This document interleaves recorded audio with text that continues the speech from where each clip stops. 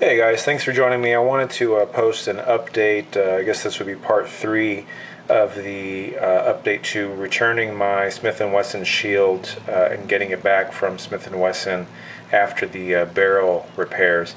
If you guys had seen some of the previous videos, I had returned the gun because the barrel was showing some signs of imperfection and inconsistency. But I sent the gun back to Smith & Wesson, and as you can see, the barrel looks much better than it did. So today I took it down to the local range, and the results were better. I think the groupings were a little bit off, maybe just because I'm not used to this gun just yet. At this point I've probably shot maybe 200 rounds through it, maybe just a little bit over that. This target right here was shot at 7 yards, and just to give you kind of an idea of the size of this target, you know, from top circle to bottom circle, it's about 4 inches. No, I'm sorry, a little bit more than that, about 6 inches. So anyways, just so you have an idea of the relative size of this target, this was put out at about 7 or 8 yards. Before, when I shot this type of a target at that distance, I was not able to hit anything in this entire square with the barrel the way that it was before. But since getting the gun back from Smith & Wesson, I can now say that at least I'm in range of the target. It's shooting a little bit low, but comparing it to some of the other, I actually shot a number of guns today, and all of my shots seemed a little bit low, so that's definitely going to be some user errors in there. But anyway, so this was the result of the shield. This was just 10 rounds at 7 or 8 yards. This was actually same distance with a Springfield Armory XD 9mm in a 4-inch variant. This one down here was a SIG P226 9mm. You can see definitely some good groupings in here. Was able to put a number of them through the same hole. And then this last one here was a Beretta 92 FS, which I believe is a 5-inch model. Definitely these two guns, I don't own those two guns yet, but they're definitely two guns that I will want to look for in the future next time I purchase a firearm. But anyways, just wanted to kind of give you an idea. This is the the next 10 rounds right after getting the gun from Smith & Wesson.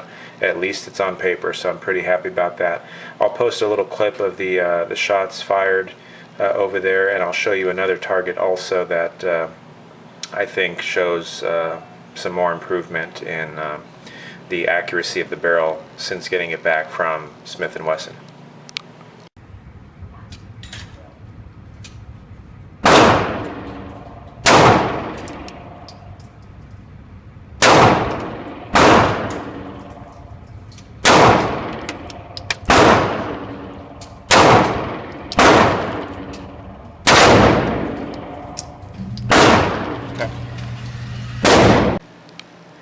Here's another target that was placed at about 7 or 8 yards with the Smith & Wesson. Now, the majority of these shots were double taps. So, being that I had shot the gun about 200, a little bit over 200 times now, I wanted to see what follow-up shots would look like by doing some double taps. So typically I would just either do two shots to the center mass and then maybe shoot one up to the head, or just do just double taps just straight to the center mass. And for the most part, I'm pretty pleased. I mean, this was we would say 21 to 24 feet away, and almost all of them were in the 9 and 10 point center.